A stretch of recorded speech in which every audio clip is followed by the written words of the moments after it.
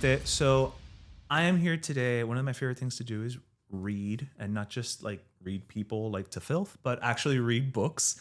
And I am here with Hebra Flaster, who has written, I love the title of this book. Oh, good. First and foremost, like, don't judge a book by its cover, but you do, right? Yeah. Property of the Revolution, from a Cuban barrio to a New Hampshire mill town. Thank you so much for joining us to talk about your book. Pleasure. Okay. There's so much to unpack just in that title, right? Like, I agree. Property of the Revolution, New Hampshire mill town. Okay. This is the story of how you and your family went from La Habana to New Hampshire in 48 hours. Yeah. In 1967. Yes, very important. In 1967. Yeah. That is insane. Yeah. Like, first of all, because whenever anybody talks about, and you mentioned this in your book, we left Cuba, we wound up either in Jersey or Miami. Like, those are the two options, right? Right. No, you guys went to New Hampshire. No. Yeah. Now, the 48 hours was when we got the permiso and then we got out. Verdad. But then it was another couple of weeks before we ended up in New Hampshire. That's right. Still, Yeah. that's fast. That's a lot of acclimating. And listen, Cubans, we don't move fast. Generally speaking, we take forever. Cuban time is a real thing. So that's quick. Yeah, not my mother and my aunt. They were. Your mom, let me say, I didn't read the whole thing, but your mom seems like a force of nature. Is she still with us? Yeah, no, unfortunately, we lost her very young at 73. Which for young viewers, they may not think that's young, but now that I'm 63, that's like baby right. time still.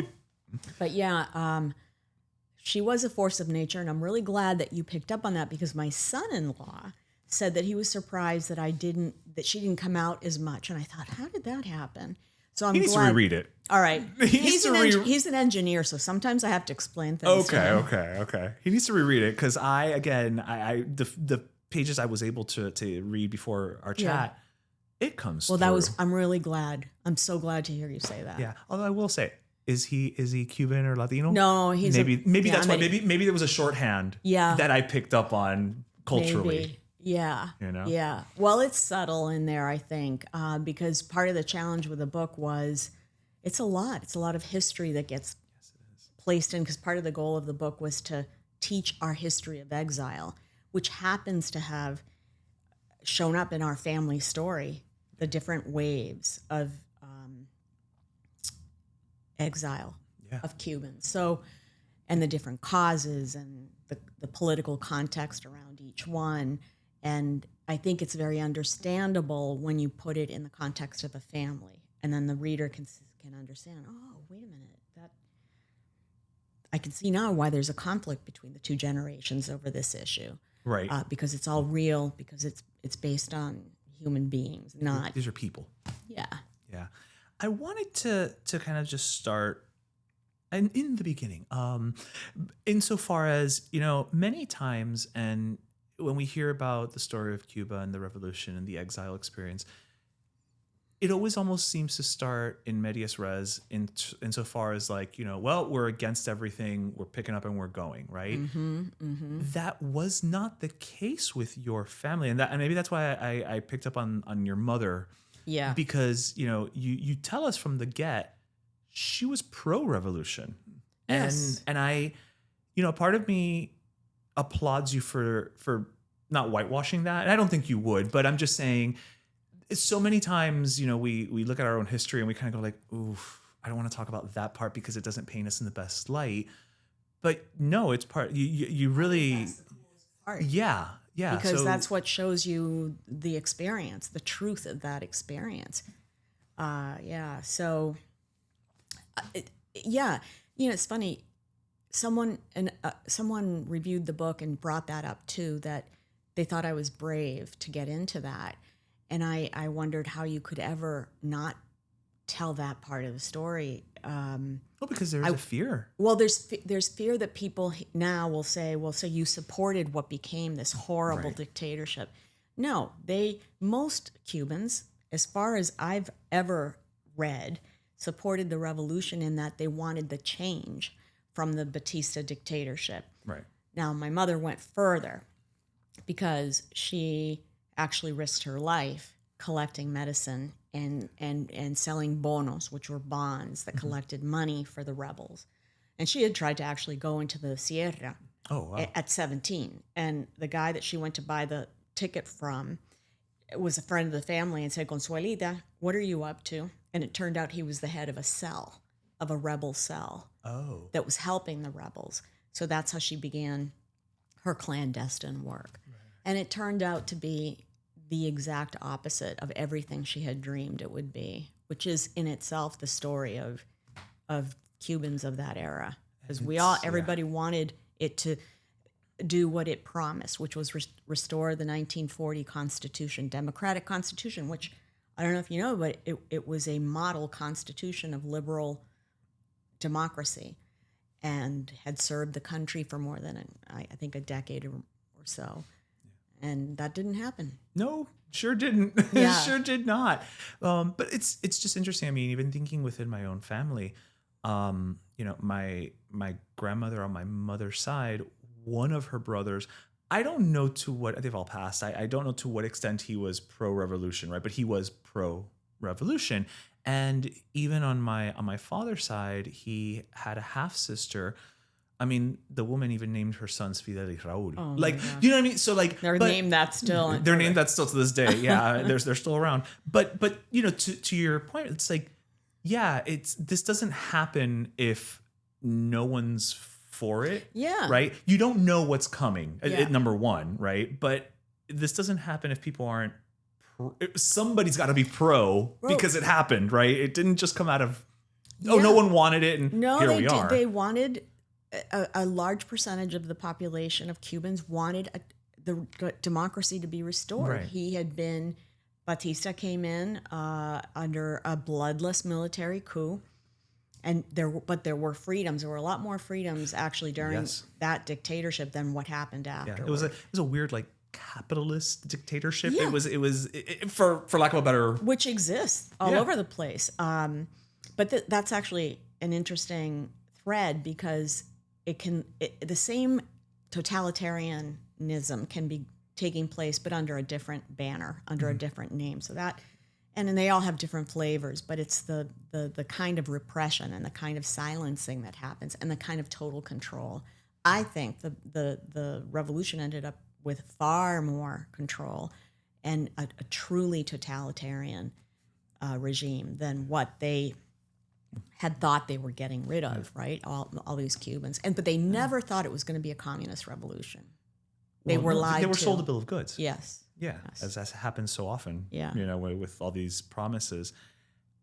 I wanted to bring up something, and I'm doing this because I took a screenshot of it. About your mother. I feel like I'm talking about your mom a lot. I'm glad you are. She was so smart and so wise and tough and tender at the same time. And kind of Cuban, like a Cuban woman. I mean, she was a Cuban woman. Again, that's the shorthand of why I picked up on it, right? Yeah. I've known a few of those in my time. You know? They make an impression. They literally sometimes make an impression on the side of your head with un cocotazo. Yeah. Un taconazo. Un taconazo, un cintazo, or so. And just put aso next to after everything. Junior's laughing because he's felt his share as well, I'm sure. But you're talking how your mother, was pro-revolution initially, and she became disillusioned. And I think, if I remember correctly in the book, one of the first glimmers of that was when they televised the executions. That was for her. Oh no. Yes. What has this become? Right. They'd never seen anything. And you write in your book, Property of the Revolution. Mommy never allowed herself to adore a politician, an actor, a writer, in anything again. She refused to shy away from uncomfortable questions and wore skepticism proudly. She'd learned that a certain level of mistrust is essential in life, especially when choosing sides. I read that while I'm being very honest. I read that while I was on the bike at the gym. And I stopped and I screenshot it and I read it again. I'm so glad. And I read it again. I'm so glad. That's a major takeaway. it amazes me because, look, we can make the argument now, and I'm not.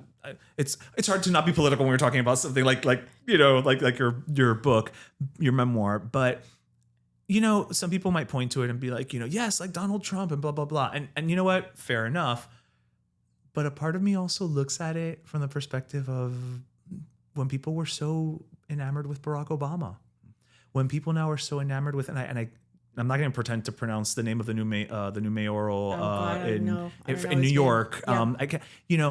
It's this blind, like, this is my person. They can do no wrong. Let's go for, like, exactly. And I've never understood that, and I don't know. Exactly. I don't know if it's because of where I come from in a weird way. Maybe they passed that down to you. Maybe they all learned it at some point, but we can forget these lessons, you know, when somebody comes along. Yeah, I think that's the root of a lot of evil. When you're blinded by this cult, and I've seen it so many times, and I don't really even vote by party. I vote by a candidate. Yeah, I'm a registered independent. Me too. Yeah. I mean, that way I can pick which primary I vote in. So yeah, that was a lesson, and she would every now and then bring that up. Yeah. And as we were growing up, she loved music, and she would love. She had a thing for Tom Jones. That was she's only human, right? Right. He was pretty sexy. In the day. I mean, that was peak Tom Jones sex symbol period. Late 60s, early 70s, but even with somebody like Tom Jones, she wouldn't go crazy. Like, she was always. Yeah. That's not the real human being back there. That's an image, and it was because of what happened. She felt there was a sense of responsibility, not just to herself about what had happened, but a sense that she had propagated that vision of him, and a sense of a responsibility, like she was responsible in some way for what happened. In some ways, she was. Yeah. There's another moment though that for my mother really tipped the scale. Mm-hmm. And that was, well, I don't know if you're going to ask about that, but well, no. This is how this show works. Like, you can preempt me because we don't know if the question's coming or not, so we'll just meander our way through. Maybe you're fascinated by this too, but I always wonder what tipped these people off to what was going on. Some people believed from the beginning the guys were communists. They didn't believe him. How could a 30-year-old, something fishy, a bunch of 30-year-olds, and if they looked into the history of Fidel, he wasn't a student. He was a gangster in the 50s at the university. Nobody respected him. He couldn't get elected to anything at the university. So some people knew all of that, but other people really believed. And so what happened? How did they switch? And I was fascinated by that. And almost everybody in the family had a moment that triggered it. And for my aunt, she'd have to read the book. It had to do with a tete, a benki, and a jar of olives. And for my mother, it had to do with ice cream, because she was a teacher, and she was teaching her class, and they hadn't taken over the private schools yet. My aunt had set up a small private school in our barrio, very inexpensive. There are pictures in the book of her students, and my mother was teaching, so it was before they had taken over the public and private schools. And the soldier walked in and said, "Do you mind, compañera, if I teach a class?" She said, "No, go ahead," because what was she going to say to? Right, yeah. No, I'm going to take a stand now and just be like, no. So my grandmother was there. My grandmother was so nervous that my mother was going to lose her stuff. And you can curse on this show. Just saying, I can? If you felt like a little loser shit. Yeah. So the guy says, "Okay, ¿a quién le gusta helado? Tomar helado aquí?" Ay, todos los niños gritando, happy. Oh yeah, because by then, especially, kids hadn't seen ice cream in who knows how long, because everything disappeared immediately after the revolution. They always say it's the embargo, but they say it immediately because of the chaos. Right. And he said, "Okay, bueno, bajen las cabezas y récenle a Dios un barquito de helado, un poquito de helado. And the kids lowered their heads and prayed to God for ice cream. Ok, levanten las cabezas. Oh, no hay helado, qué pena, qué pena. Ok, bajen las cabezas y récenle y pídanle a Fidel por helado. And as they lowered their heads, they came in, the other soldiers came in and put little ice cream cups in front of them. Levanten las cabezas. Ay, qué alegría, pandemonium. And my mother was seething that they had exploited her students and that she, on top of that insult and immorality, that she couldn't do anything about it. Right. So it was just... who's she going to tell? Who's she going to tell? Who's she going to tell? What's she going to do? Yeah. My grandmother was right next to her, sending her messages with her eyes. Shut the hell up. Yeah. Don't say anything. So that was her moment. And since then, when she first told me that story, I don't know if you've heard stories like this and you were like, that couldn't have happened. I know you saw The Walls Have Ears last night. Yes. They tell a story like that with, I think with milk. Yep. It's so those stories are plentiful. But I didn't know. So you guys might have grown up around here in Miami and you might have heard that from so-and-so's uncle or aunt. But up in where I grew up in a little tiny island of Cubanness that was 4 walls and snow outside. And I would say, as a kid especially, that could never have happened as a teenager. Because I don't know how much attention I paid to stories like that. And now it turns out it's true. And I heard it on, I think, the Enrique Santos. The DJ? Yeah. Yes. He had I think he had Andy Garcia on. Mm-hmm. Probably, most likely. And Andy Garcia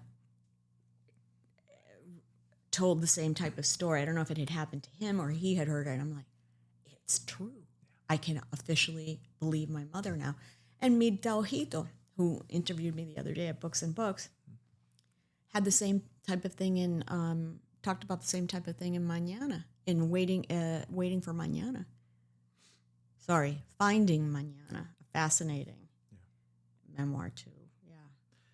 It's so funny to me because again, I you came when you were 6. Almost 6. Almost 6. So I mean, you were little. I mean, but you have, obviously you were old. It's a weird age, right? Because you're old enough to have memories, but then I think some of those memories, you even allude to some of that in your book where you're like, I think I remember this. Like you're talking about like the blue, the lady who gave you the water, yes. and the blue wall. Yeah. And you're like, did that really happen or didn't it? And it was also in a moment where everything was happening so quickly. But you really share a lot of those memories. And again, I was born here. Reading those pages, and again, I must have looked like a crazy person on that bike because my eyes started to like well up. Like I started to just, because these are stories I grew up with. But what was it about it that made you emotional? You'd heard them before. I think it's a little bit of what you were just talking about with the ice cream in a weird way. You hear these stories in your family. You grow up, and again, we grew up here, right? And everybody has similar, but there's something about seeing it in a book. But you hadn't seen that before? I have multiple times, and I went to the Walls play, but there's something to me about seeing it represented in art, shall we say, that validates our experience in a way that just hearing stories from your family over and over again, not that it invalidates. That's the key, right, right. But this makes it real. Yeah. And it makes it something that you can point to and be like, look, this happened. Yeah. This is not just a story that my family has told amongst ourselves. Yeah. No, this is someone else who I don't know talking about, gusanos and talking about, I don't think you refer to it as such, but like la pecera in the airport, where you're right. I didn't use that word, but yes. But, and these are things that like, I'm probably gonna start crying now. It validates the experience. What a cool observation, because I've had that. Several people have said that to me, that they'd heard the stories, but that not like that, or that something about the experience of reading it really got to them, even though they sort of knew the stories. Yeah. But maybe it is like feeling that you're not alone. You didn't invent this. Your parents didn't go crazy on you. They didn't invent this. Right. And it gives you, it's you're not alone. There's also that, right? You're not alone in this. And a big part also is, especially in 2025, and we talk about this a lot on the show, for whatever reason, I don't know why, whenever something happens in Cuba and we, the Cuban diaspora kind of takes up the mantle of like, look, we have to pay attention. The voices on social media tend to come out and be like, no, you're wrong. No, that's not true. No, it's not like that. No, da-da-da. Do you get a lot of that around here too? We don't get that here because people know better. But they want to stay. They'll get a chancletazo. Yeah, they want to have both limbs working and all that, so people know better. But, it's on social, we're very vocal about like when things are happening and like, listen, you have to listen to people and this is their lived experience and this is our lived experience. Exactly. And yet it becomes this thing of when everybody else's lived experience, right? Oh, no, we listen and we believe in absolutely. Oh, yes. But every time it's ours, for whatever reason, it's like it comes out of the woodwork. Well, I have my theory about all that. Well, please feel free to share. About why. Well, remember where I am. You have a very different perspective. Absolutely. Actually, I really want to hear it because I feel like here we're inculcated with the Cubanity of it all, to borrow from Martha Darby from My Big Fat Cuban Family. Yeah. Oh, yeah. But you're in Gringolandia, as it were, right? Yeah. So you get a very different experience. Very different. Yeah. So either people really have no clue, or they've been drinking from the Kool-Aid for decades. And the Kool-Aid, if you think about it, the Che and Fidel characters came about during the time of a great social revolution in the United States. Young people were enamored with the idea of these young people freeing oppressed people, forgetting that it wasn't about oppression. The Cuban people weren't feeling oppressed in that way. They wanted an end to corruption. They wanted the return of democracy. They wanted some reforms, sure, but it wasn't about a radical change. And anyway, so some of them we know went to Cuba and worked in the fields as part of their college. They had apparently some of these people had money and were able to do that, because I wouldn't have been able to afford such a thing. Then they went off and studied and continued believing that and educated another group, another generation. Mm-hmm. Now they went off and they're editors at newspaper magazines and professors in departments, in different departments. And there's a level of that story that's still there. And it protects Cuba and it gives Cuba a pass, right? A pass they get a hall pass on human rights abuses. And what is one of the key planks of that propaganda platform? We Cubans are just, we have a chip on our shoulder because we lost our banks and we lost our sugar plantations, and all we want to do we lost our money. Yeah. All we want to do is knock that regime over so we can go reclaim everything. And so that's the story. And I ran into that. I was talking to Migda ran into that at FAU, but I ran into it at Smith College, and there's a chapter in there. The whole department, economics department, many of the members of the economics department were Marxist, and they would identify themselves as Marxist-Leninists, and in some cases, that doesn't work. Economically, it's never worked in the history of the world. But that's not... Okay, I'm sorry, I just had to get it out. Yeah, sorry. But it's it's still a very liberal college, right? It's a Northeastern kind of elite, whatever college, and it's very liberal. And Cuba was a darling on the campus and viewed as a valid alternative, and presented as such, a valid alternative to our market economy. Some of these professors went to Cuba and helped during the 5-year planning sessions. And so they had and when I would try to give my, as you say, lived experience, there wasn't much room be listened to or to be heard. And there's a big chapter, a big moment in the book about how I confront that, or my attempt to confront that, and what happens. But they would not listen. And what they, we see that still today, happening today.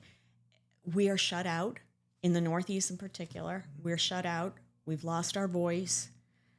Media, especially if it's run by a very liberal editorial board, doesn't want to hear, because they know the propaganda. We're just crazy Miami Cubans, even though we're from up there, who are wealthy, stinking rich, and we have an agenda.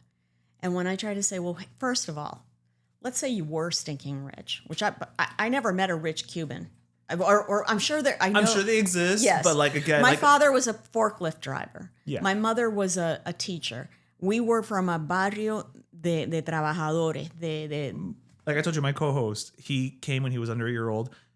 In his town, Carlos Roja, his parents had a dirt floor. Yeah. Until I don't even know how, you know what I mean? So again, don't come with the you're all rich, Right. Why is that okay? Why is it okay to paint millions of people across 6 decades with one brush? Right. And by the way, what happened to the power of a primary source? Aren't you, especially in an academic setting? I kept saying that. You taught us to analyze and do our research and really give primary attention to primary sources. Rightfully so. They saw it. They felt it. They believed it. And if you go across the decades and across socioeconomic classes of refugees and migrants and whatever else we were called across those decades, and they're telling you the same thing, why would you silence that? Why would you not pay any attention to it? And by the way, these are the same people who are keeping their relatives fed in many cases, and clothed and housed. And don't we get a voice? Doesn't anybody care about our side of the story? In Massachusetts, there are groups that exist only to defend the revolution. Really? Yeah. There's a group called Julio 26. It's all American-born, from what I could tell. There's another group. American-born Latinos? Or, no, American-born Americans. Like American, yeah. okay. And they have celebrations on July 26th. And sometimes when our very small Cuban community goes out and tries to do something, sometimes they show up. And you're like, are you kidding me? Or they'll argue, or they'll just, I saw actually an argument with an 84-year-old guy from Cuba, former political prisoner, with one of those guys on a corner during one of our little rallies that we try to mount every now and then. And I thought, look at this American guy, privileged as hell, has no idea what it means to really lose freedom. And he's berating this guy with thinking that he's some kind of stereotype. And that stereotype is okay in his mind to have in mind. So that was a long, sorry. No, that's what well, first of all, it's a podcast. So without conversation, we got nothing. So okay. yes. Okay. So everybody always says I'm talking too much. And I'm like, no, if you don't talk at all, we've got no episode. So it's are you kidding with Cubans? Do you ever have a problem with chit chat? No, not with Cubans, actually. Yeah. No, on the contrary. I always apologize to people. I say, on the contrary, sometimes I have to be like, this is not a mini series. We started this podcast 8 years ago with one goal: be our authentic selves and make sure our culture was always front and center. It's not always easy, but nobody ever said being bold was easy. And for over 100 years, no café has known that better than Café La Llave. It takes a certain level of bold to unapologetically keep your culture alive. But let me tell you, Café La Llave is doing just that. So when you're being true to who you are and hustling to achieve your dreams, of course you're enjoying Café La Llave Cafecito. After all, it's brewed bold for the bold. But it's funny what you say. We always say here, like, it's very easy to be pro revolution, and pro all of that from here in your home with AC as you're sitting on your laptop at Starbucks with your Wi-Fi. You know what I mean? It's very easy to be all pro, everything without actually having to live it, right? Right, exactly. Así cualquiera. Yeah, cualquiera. yeah. Or how about when after Obama everybody thought that Cuba was going to change because Obama had gone. And I had a lot of American friends say, oh my God, I've got to go to Cuba because I don't want to get there when all the McDonald's are in. Did you hear that here? Okay, so I was living in New York when that happened. And so you were sort of in the thick of it. Yeah, so it's funny because when you're not in Miami, you become the spocesperson all of a sudden, as I'm sure you many times are, Very right? True, yeah. It's like, something happened in Cuba. So what does the entire country think? Yeah. Ana, like it becomes that. And I would hear that so often, like, oh my God, I want to go before it gets ruined. And un día, like, me agarraron con moño virado. And I just turned around and I was like, oh, you mean ruined by things like infrastructure and food and basic necessities and the ability to have your own business and decide what you want to read and do all these things with freedoms? That type of ruining? Because, it's going to suck. Yeah.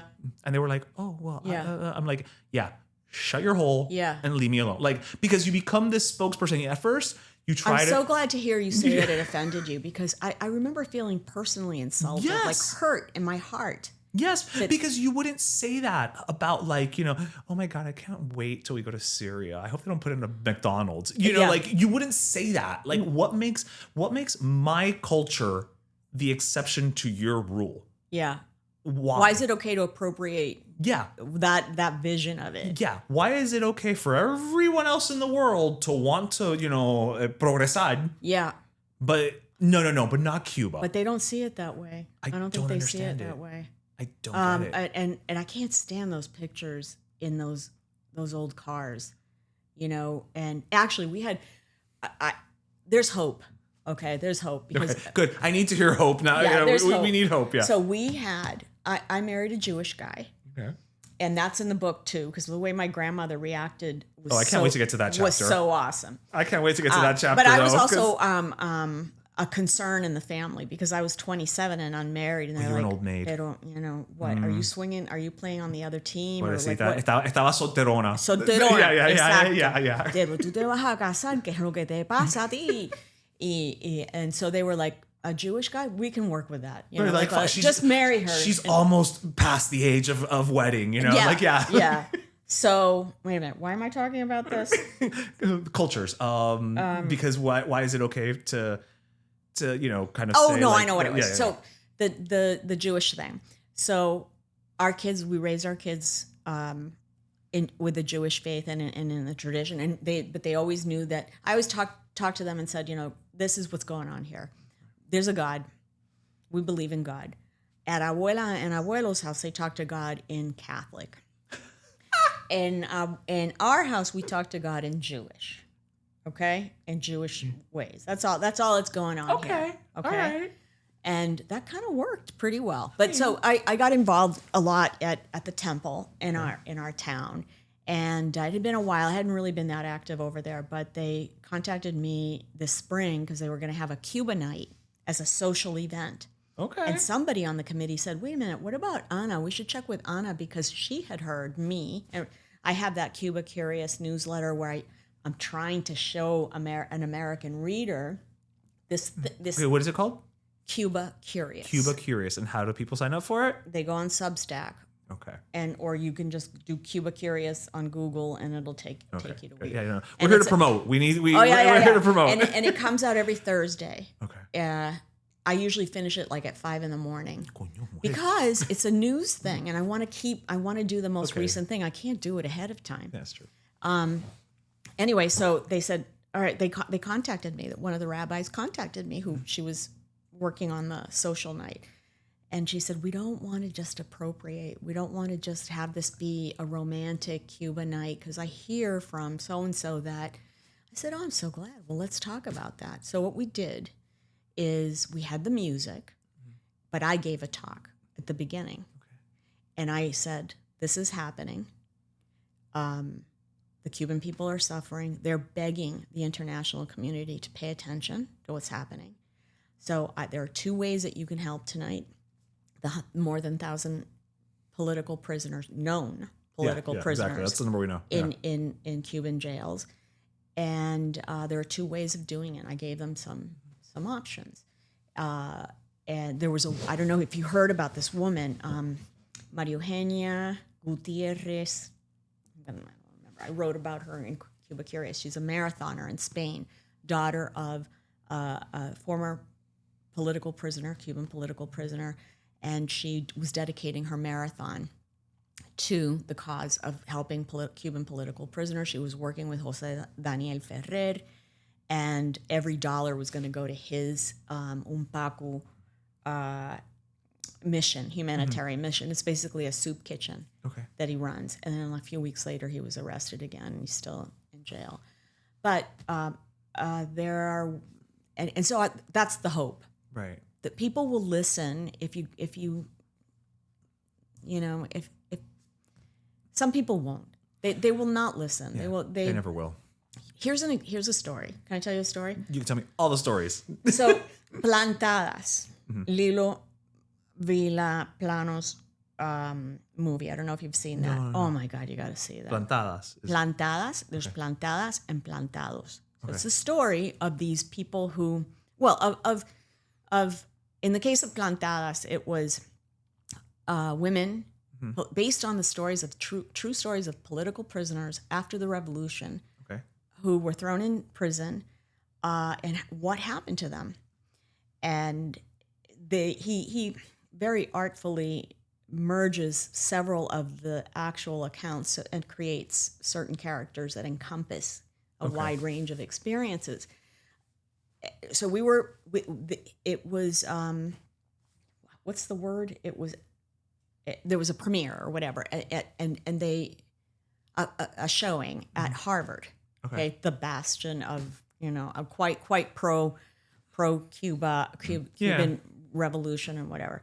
And, but in the audience, as we were watching, it was very damning footage of what happened after the post-revolution when they were really abusing, executing people, imprisoning people.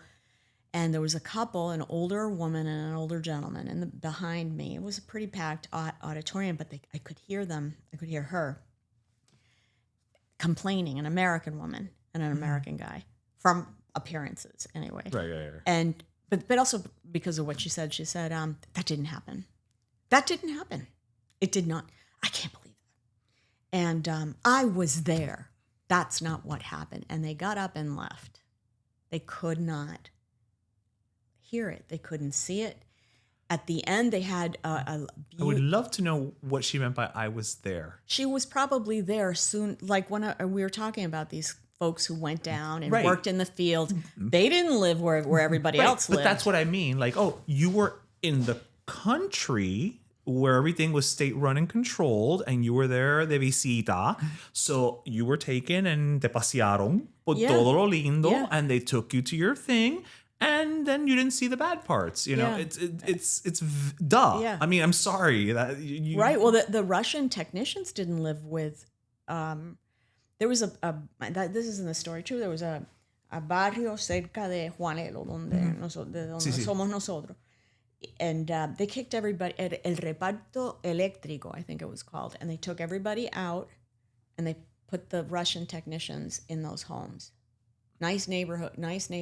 Oh, claro, they're not going to give them the slums, yeah. Anyway, that's an example of how some people you can't change. And we can't get too, it's hard, you can't get too sucked into that because you're just not going to change them. So I think we need to just focus on people who are willing to listen and to consider.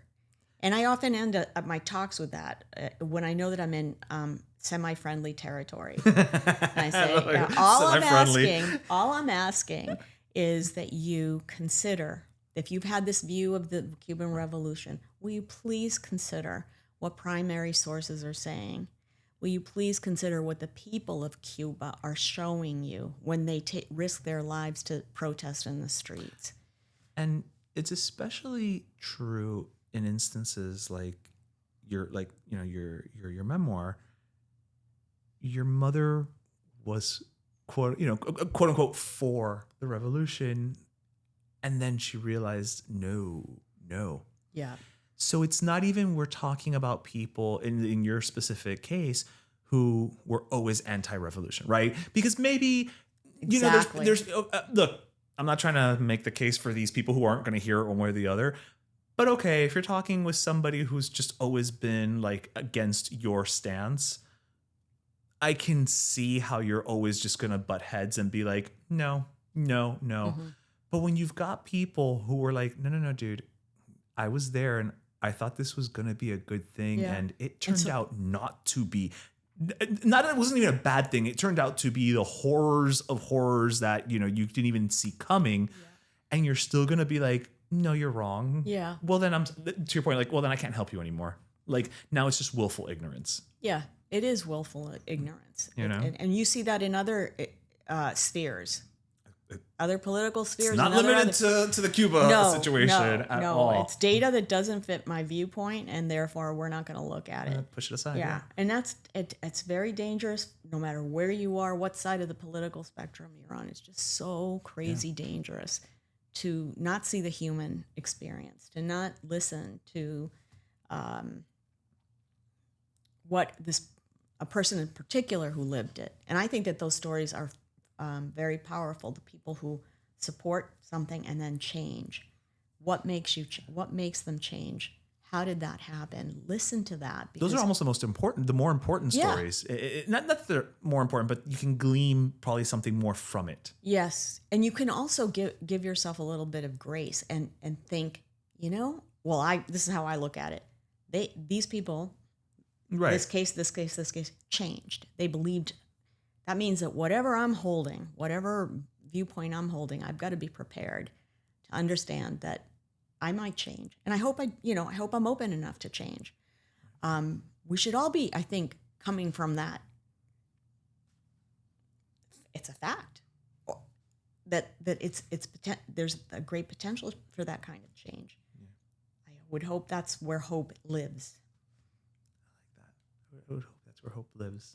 Also, my aunt's name is Esperanza, so I know where hope actually lives, Esperanza. And so it's exactly. So I know exactly where hope lives. As we're like to kind of, I don't want to say we're winding down, but as we're making our way through here, you've written about Cuba and the Cuban experience for Washington Post, Wall Street Journal, New York Times. I mean, for several publications.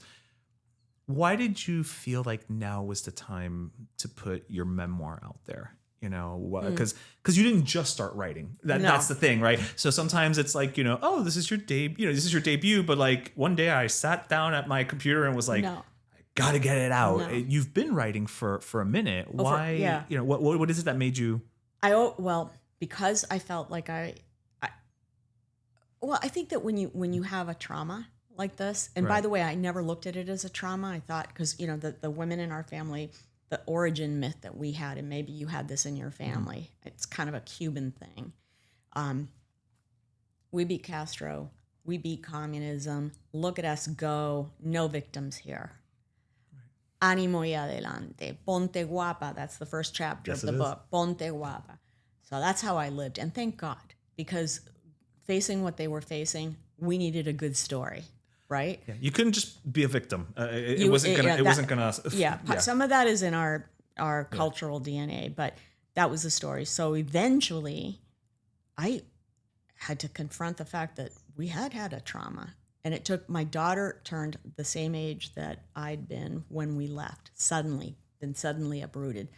I became depressed, very depressed. I couldn't understand. I thought it was because I was afraid she wasn't ready for school, and so other people were getting their kids evaluated and to see if they were ready. And I thought, well, just take Natalia and do the same thing.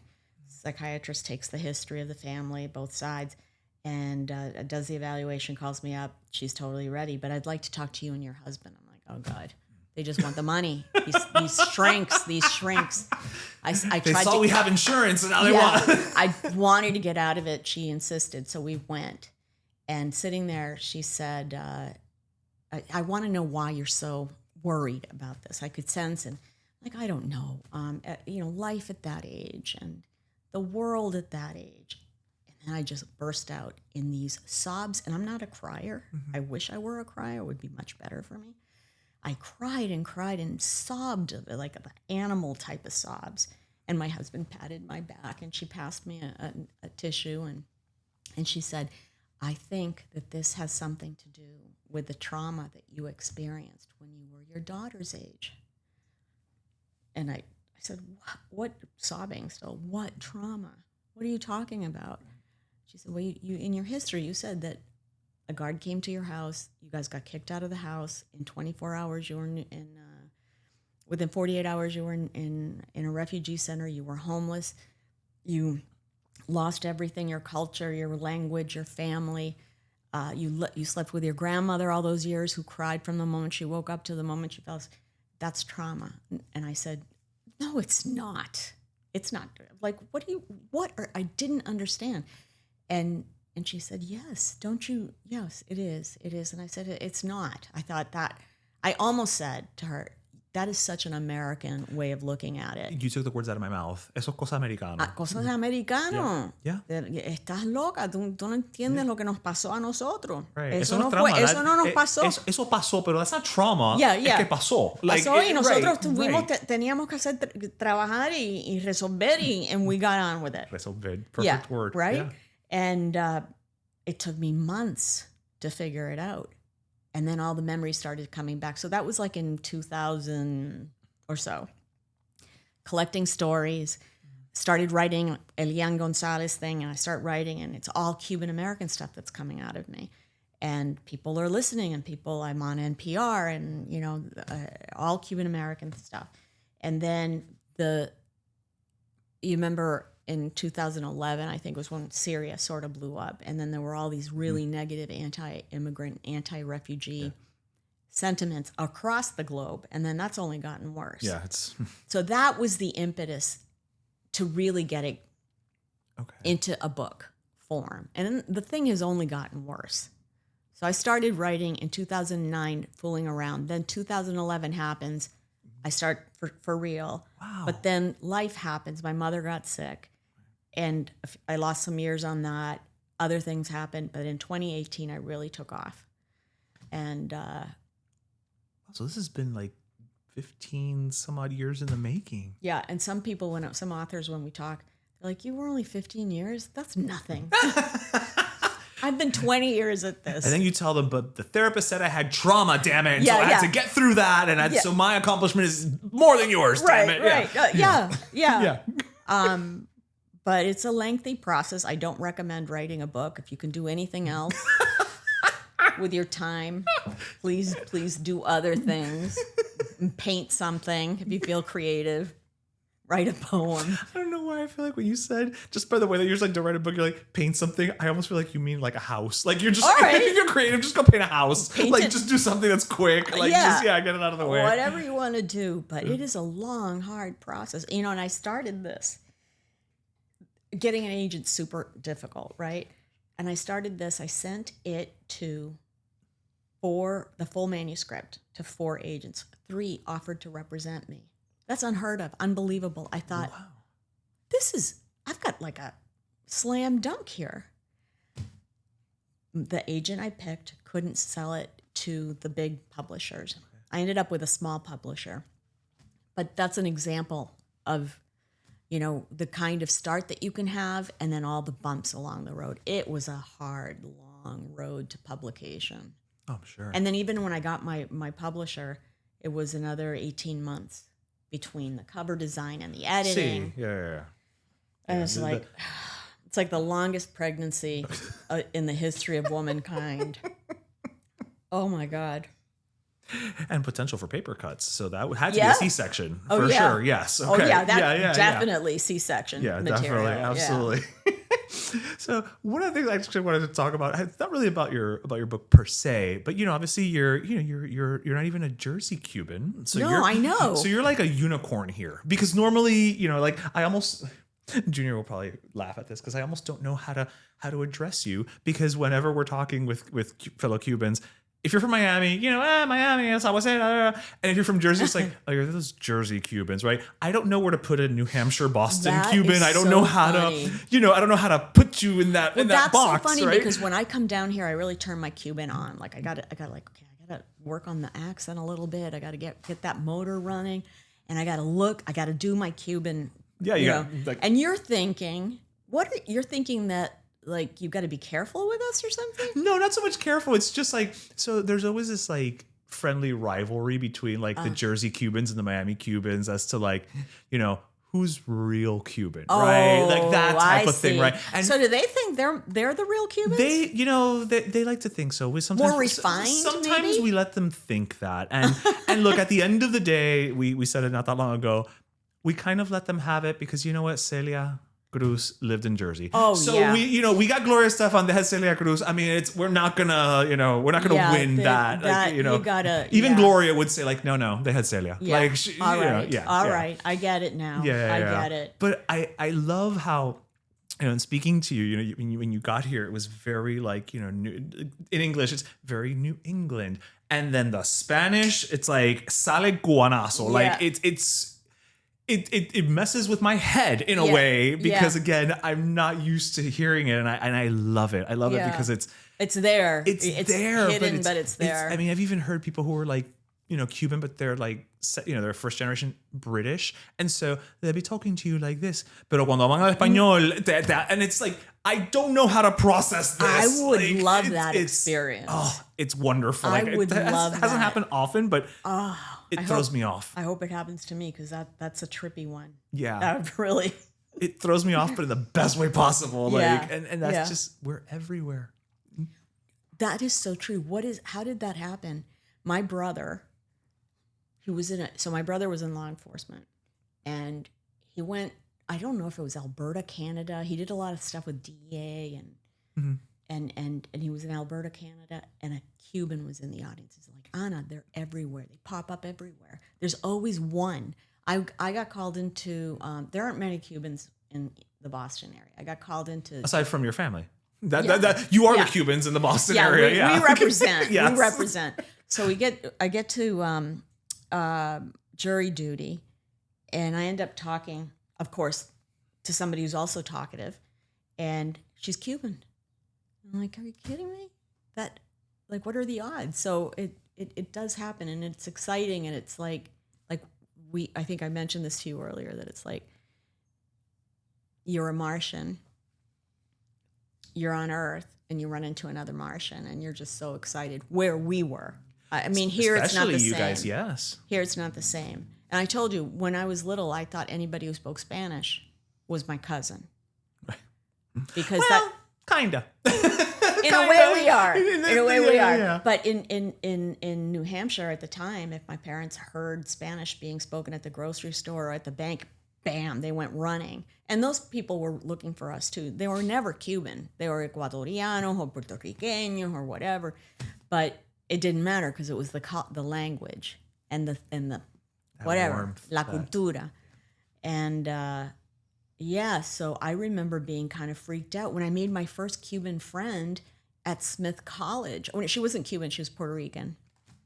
Tony, she's still my friend. I'm her firstborn's godmother. Oh. But it was like, I have a friend, a Latina friend, because we far-flung Cubans don't have that.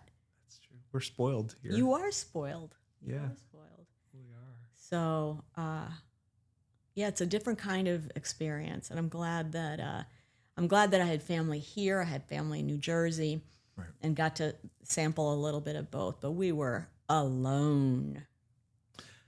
Yeah, and in the snow.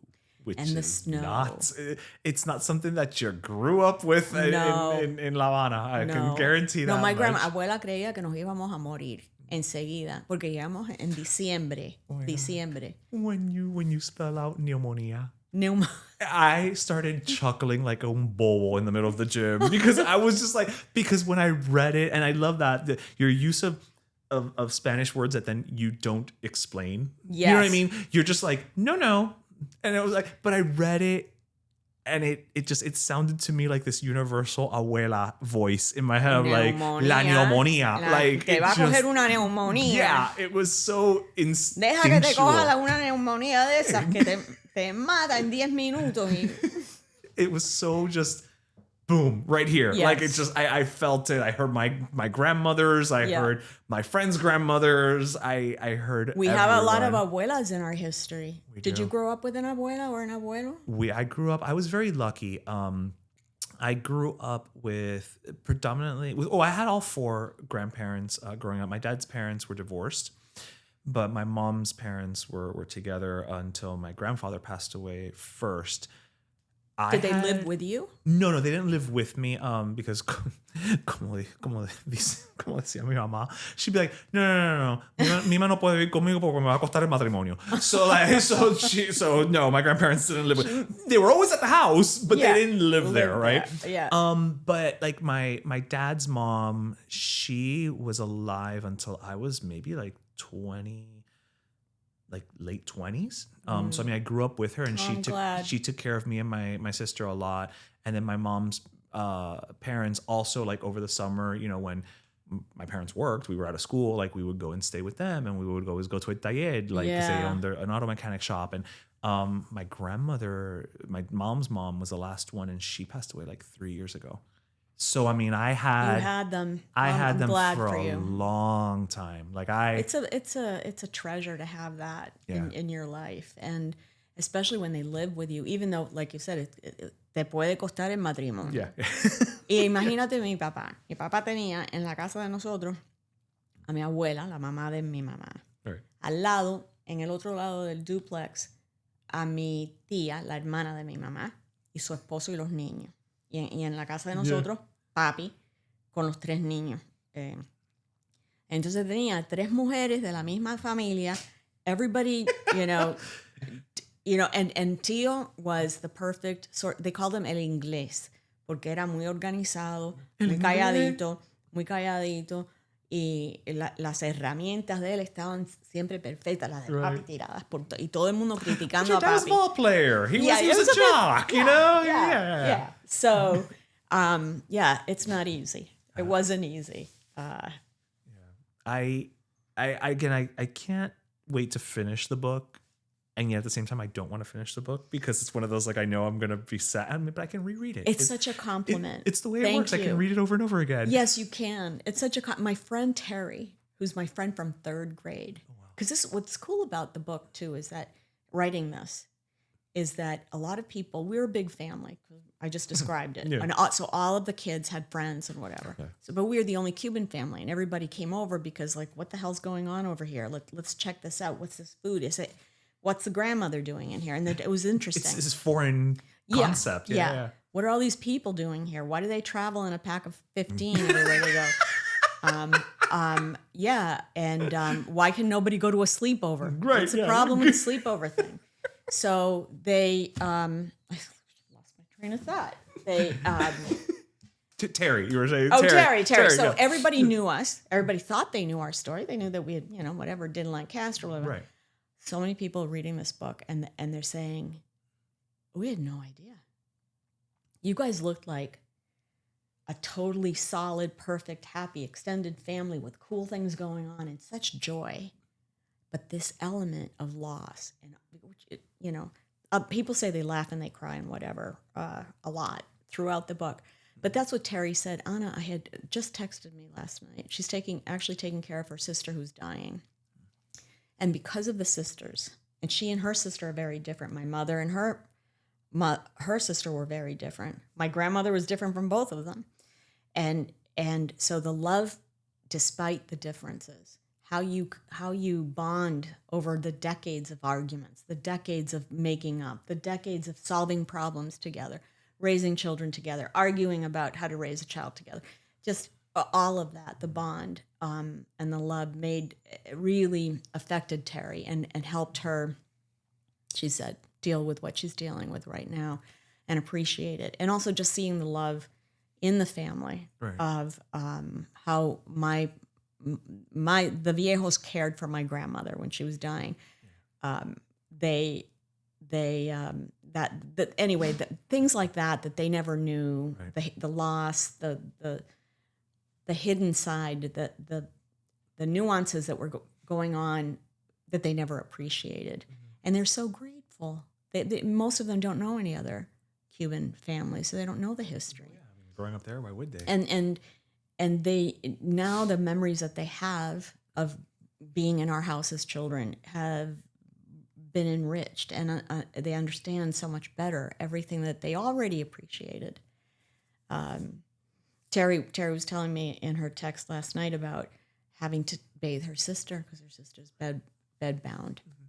And she relates to the scene in the book where abuela is sick now. She's had a stroke. She's being cared for at home. Mami, papi, todo el mundo bien clarito que no la iban a poner en un nursing home. Y además en el nursing home, los nursing homes de allá, no hay latinos. Yeah, so, no había latinos. What was she going to do? Yeah. ¿Cómo se iba a comunicar? Yeah. Y entonces llegó el día, ellos la bañaban 3 veces a la semana.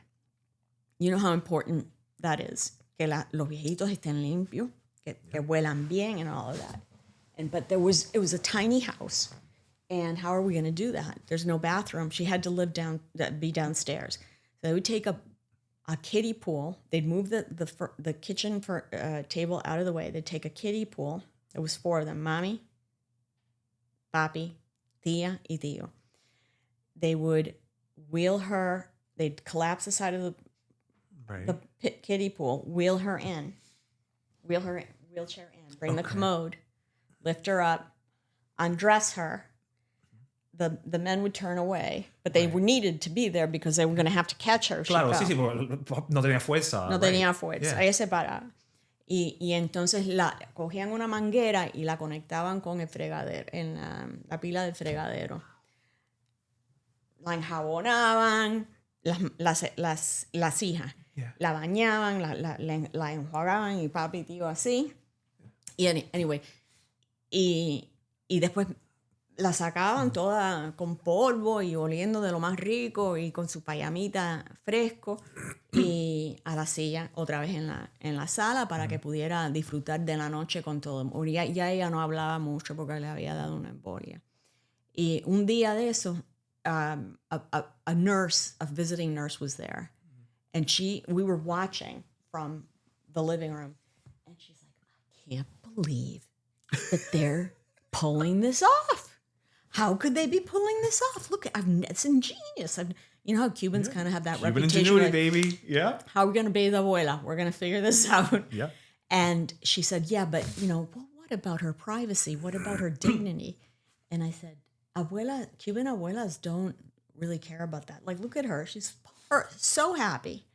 And it's not the same. Like, our idea of privacy isn't your idea of privacy. And those were those moments when you realize, I'm not part of this mainstream culture here. Yeah. There's also something to and I'm thinking, I'm having so many memories of my grandparents right now. Number one, because, so my grandfather toward the end had like a bit of dementia. And so there was a moment where like he was bedridden, and during a hurricane, their area where they had moved to, they had to be evacuated. So they brought them to my parents' house and we were all there and this and that. And I remember being with my dad, and this was not his father, but I mean, my grandparents loved my father. Yeah. And I remember having to change him between me and my dad. And it's just, how old were you?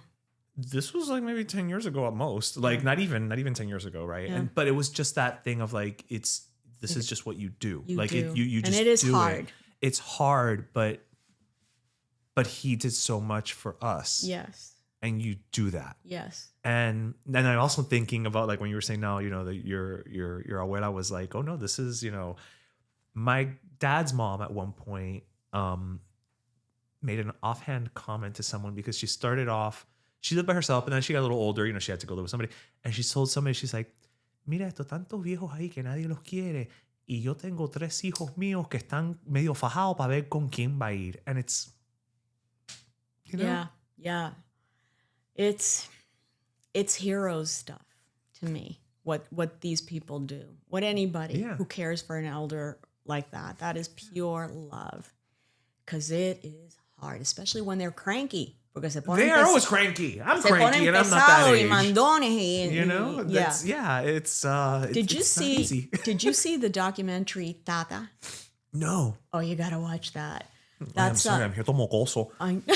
It's your fault. If you hadn't written such a moving book, I wouldn't be, all teary-eyed. For a writer, it's your fault. But for a writer, you're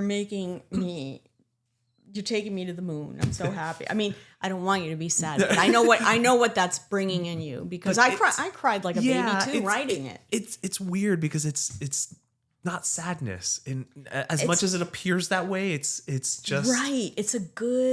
It's making me just relive my love for these people. It's a sad happiness. Yeah. Or happy sadness. I don't know. Let's be positive. Let's put happy sadness. Let's happy sadness. Let's say happy. Let's lead with the joy first. Yes, and then, happy sadness. Yeah. Well, Tata, you got to check it out. It's a Spanish guy. I think he's an actor, and during the pandemic ends up moving in with his beloved grand aunt. Okay. Que se llama Tata. Okay. And y es como él la cuida a ella. You got to see it. You're going to love it, especially con las conexiones que tú tienes con tus abuelitos. Yeah. You're going to love it. Yeah. Also, my sister grew up calling me Tata. So that's a whole other connection there as well, too. Before I let you go, I want to first of all, I'll do it again, but I want to thank you for writing this book. But also I wanted to mention something that I had it written down as and then I forgot and I remembered it again.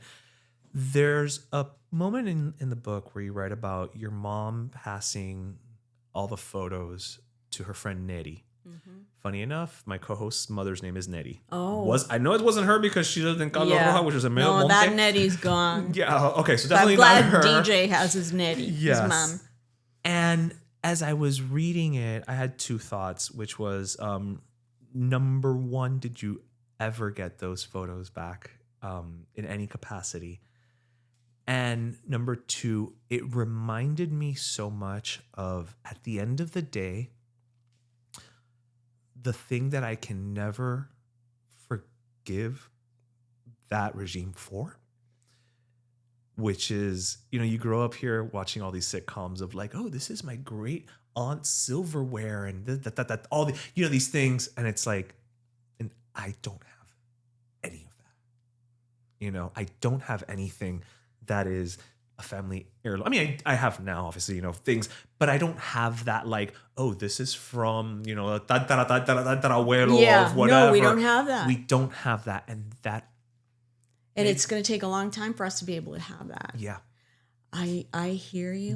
I feel you. I feel you on that. There's a moment in the book where that comes exactly, that point comes up. But about the photos. Yeah. We did get them back. You did. After Carter, when it was easier to go, when finally you could be able to go back, my mother and my grandmother went back, and Neri handed the box of photos. She had kept them to my mother. Now the photos were, it was like a couple of baby books that weren't complete, but they were treasures. And Neri took care of them for my mother, hoping, not knowing if or when. Oh yeah. But there they were. And so that's in the book. But the other thing that's in the book is after abuela dies, that comes up. And I believe we have something very special. Mm-hmm. Instead of heirlooms, those dishes and the silverware, we have stories. And the stories don't weigh anything. And we can take them wherever we want, whenever we want. And they're unique to our family. And they teach us things. And they help us be strong, and they help us understand life in a way that someone whose family didn't go through can't understand. So those are treasures, maybe way more valuable than some dishes.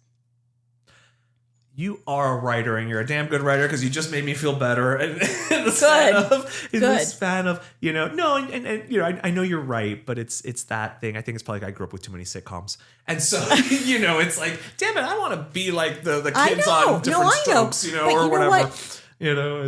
I have the same. When I was growing up, I mean, maybe you went to American friends' homes, and and you heard, oh, like that's my grandmother's no. painting. Eso no existía here. No Because existía again, aquí. we grew up in Miami. Pero yo sí. Right. You Yo grew sí, up with yo lo that, vi. for sure. Y yo pensaba, pero nosotros no tenemos eso. Yo no tengo una... Yo no teníamos ni fotos de los parientes viejos. Forget Porque an heirloom. las fotos que recuperó mami eran fotos de nosotros de Sí, pero no de la familia. algunas. Por casualidad, like if it was at a but party or it's not something. like you have all these photos. You know, so I love old stuff. Do you love old stuff? I do. Maybe that's why. I think that's why we have an appreciation for history in a way that maybe some people don't. Yeah, I think so. We earned it. Through them. They earned it for us, and well, I mean, I will say you earned it as well because you were part of that story firsthand. I got dragged on. I'm secondhand trauma. You were like, firsthand trauma. Right? What is it called? Generational trauma. You know, what? That's so American, but it turns out they might be onto something. I know. I hate to give los americanos la razón, but you know, yeah. But sometimes it happens. But Ana, thank you again so much for coming by. You know, I'm gonna do Property of the Revolution from a Cuban barrio to a New Hampshire mill town. It's out there now. I'm assuming you can get it wherever books are sold. She's got a fantastic quote from friend of the pod, Richard Blanco, who's been on the show. And he went. Yeah, he's great. He's fantastic. Get it, guys. Go out, buy it. Amazon. Go to local bookstores if you can. Yes, you can order it if they don't have it. Because we like to support local, and leave reviews. Because as we know nowadays, everything is about the comment and the like and the review. At least a rating. And a rating. Star. And leave a star. Leave all the stars. I don't know how many stars they can leave. Whatever the max is, leave it. If for no other reason, then this show Cubano que I put on here with the tears deserves to bolster her rating somehow. So, don't make my tears go for nothing.